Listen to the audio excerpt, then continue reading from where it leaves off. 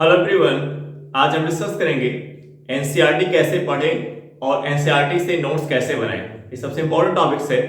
NCERT से कैसे पढ़ें और एनसीईआरटी से नोट्स कैसे बनाएं।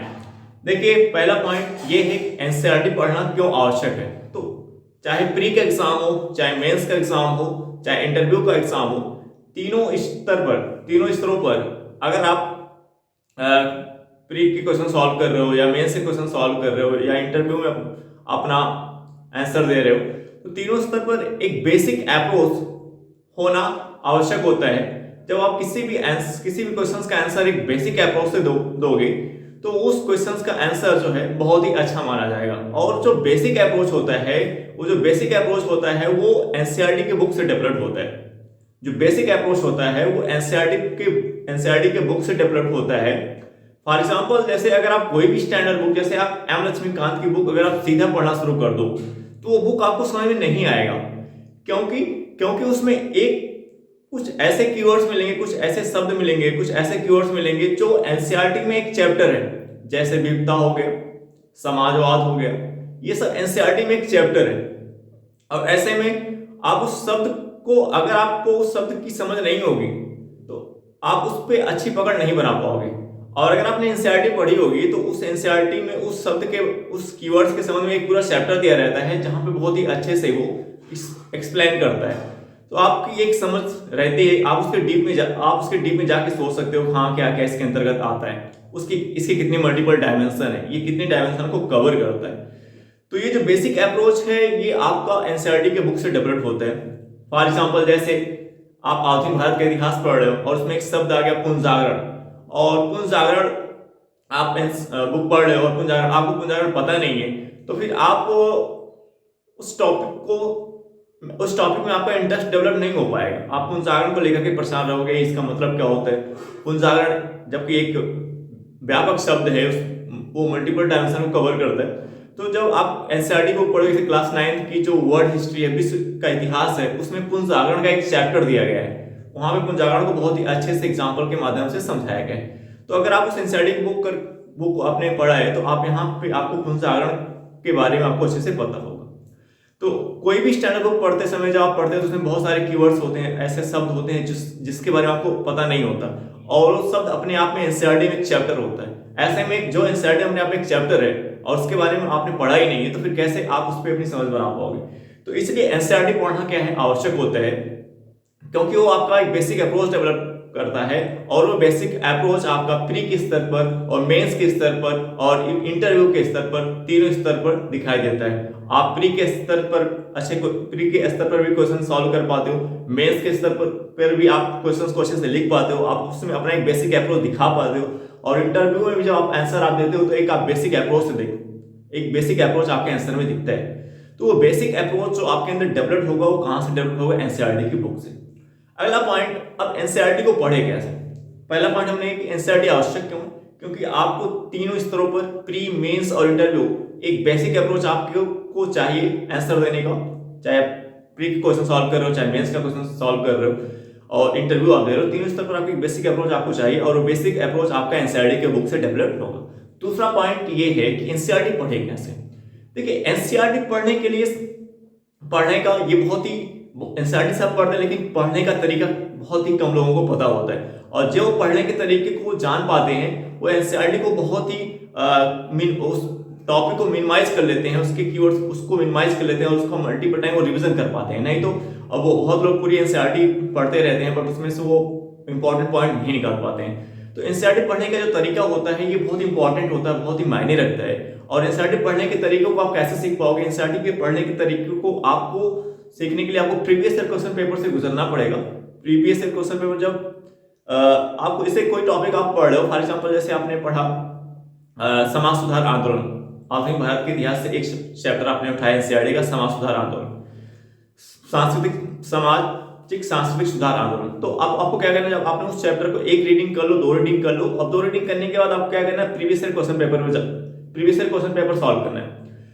हो सकता है प्रीवियस ईयर क्वेश्चन पेपर आपसे पूरा सॉल्व ना कर आप पूरा सॉल्व नहीं कर पा रहे हो, क्योंकि अभी आपने 1-2 रीडिंग आपने बुक की और आपकी अभी पकड़ नहीं होगी। लेकिन जब एक बार previous year question paper solve करोगे और previous year question paper solve, चाहे आपसे 2 ही क्वेश्चन बना हो चाहे 3 ही क्वेश्चन बना हो, सॉल्व करें। और जब previous year question paper solve करने के बाद जब आप अपनी एनसीईआरटी के बुक पे दोबारा जाओगे उस चैप्टर पे, तो जो आपका पढ़ने का तरीका होगा पहले के अपेक्षा वो चेंज हो जाएगा, बदल जाएगा। तो आपके तरीके में वो यूपीएससी का अप्रोच धीरे धीरे डेवलप होगा। उस बुक को आप उस टॉपिक को आप यूपीएससी के अप्रोच से धीरे धीरे पढ़ने के एबल होगी। तो देखिए, ये एक तो जो एनसीईआरटी पढ़ने का जो तरीका होता है, जैसे अगर आपका कभी कोई बैकग्राउंड नहीं रहा है, आपने कभी एनसीईआरटी नहीं पढ़ी है, तो ये थोड़ा सा आपको समय देना पड़ेगा। ये आप ये सोचो कि एक ही दिन में सब हो जाएगा, तो नहीं, थोड़ा सा समय आपको देना पड़ेगा।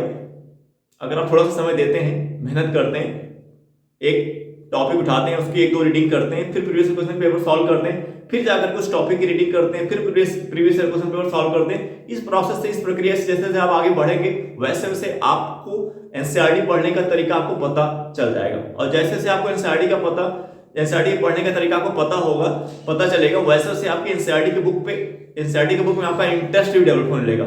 जब आपका एनसीईआरटी की बुक में इंटरेस्ट डेवलप होने लगेगा तो आप एनसीईआरटी के बुक को अच्छे से पढ़ पाओगे, उसको अच्छे से कवर कर पाओगे।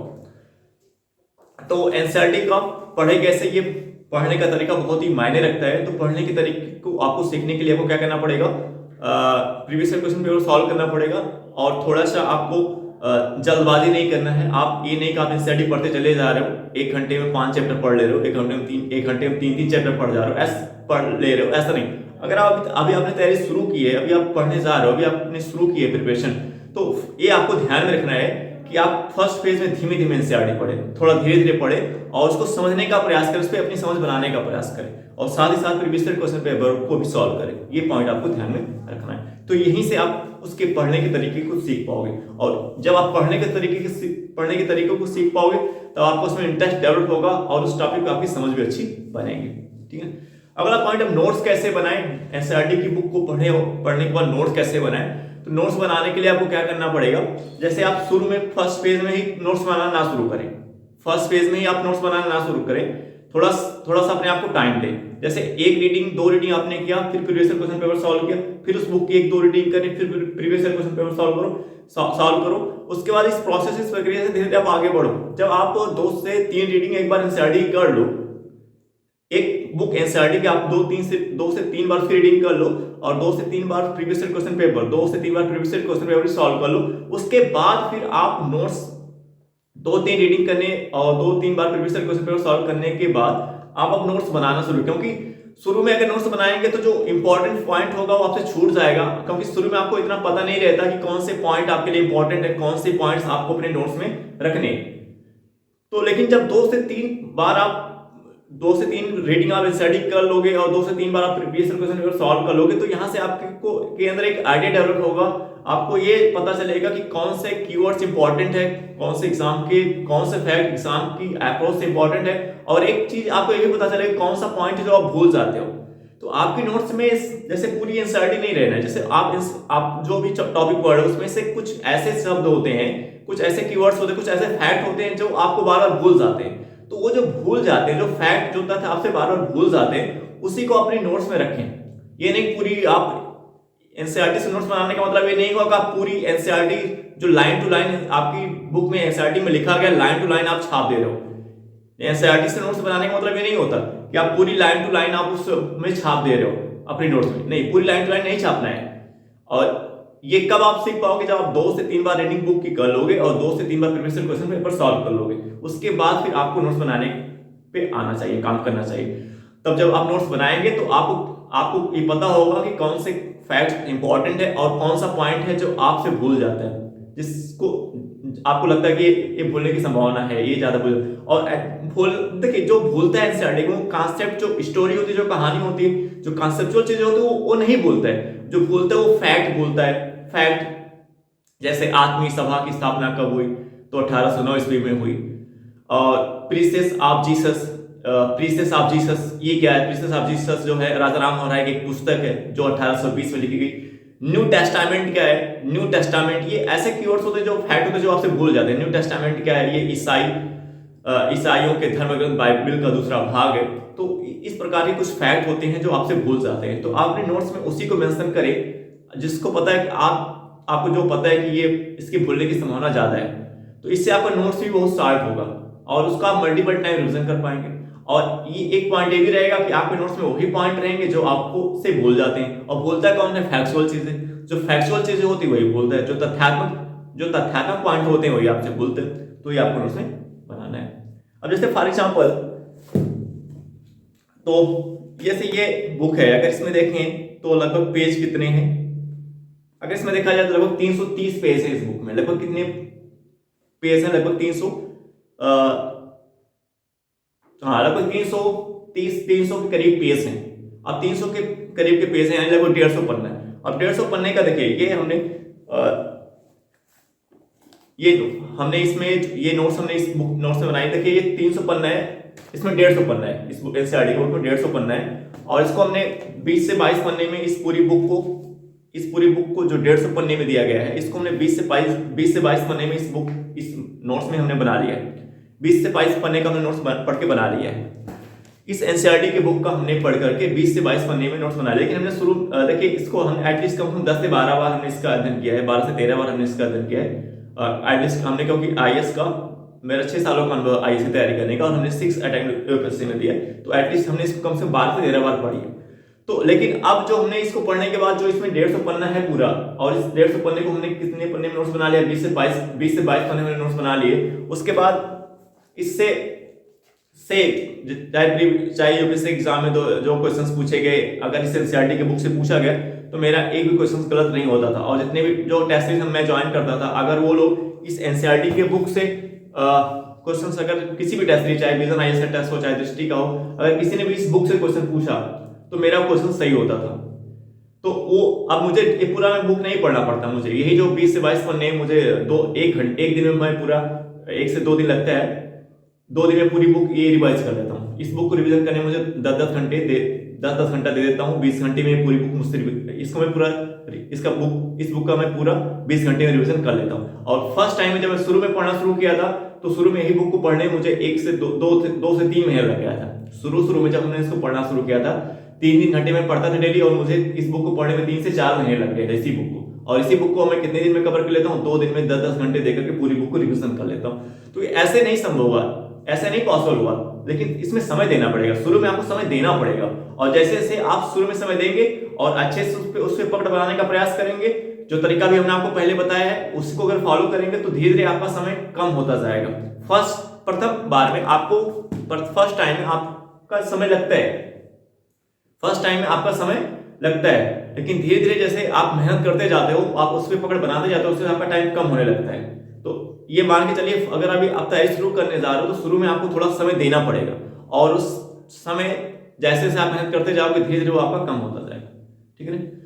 तो क्या 3 पॉइंट्स आपको बताया गया कि इसका एनसीईआरटी पढ़ना आवश्यक क्यों? क्योंकि इससे आपके अंदर एक बेसिक अप्रोच डेवलप होता है, और जो बेसिक अप्रोच है वो प्री के स्तर, मेंस के स्तर और इंटरव्यू तीनों स्तर पर काम आता है। दूसरा पॉइंट, इस एनसीईआरटी की बुक को आपको कैसे पढ़ना है, ये पढ़ने का तरीका बहुत इंपॉर्टेंट होता है। और आपको कैसे पढ़ना है, आपको एक चैप्टर की जैसे 1-2 रीडिंग कर लो, फिर उसके बाद उसका previous year question paper solve करो, फिर उसके बाद उस चैप्टर का 1-2 रीडिंग करो, फिर previous year question paper solve करो। इस प्रोसेस से, इस प्रक्रिया से जैसे जैसे आप धीरे धीरे आगे आप बढ़ोगे, वैसे वैसे आपकी एनसीईआरटी पकड़ बनती जाएगी। और उसके बाद तीसरा पॉइंट हमने क्या बताया? नोट्स।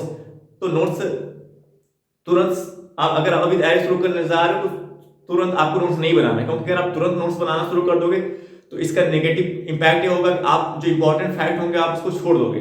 इसलिए आप कम से कम 2 से 3 बार बुक की रीडिंग कर लो, एनसीईआरटी बुक की, और 2 से 3 बार उसका previous year question paper solve कर लो। उसके बाद आपको एक आइडिया लग जाएगा कि आपको कौन सा पॉइंट है जो आपको अपने नोट्स में रखना है।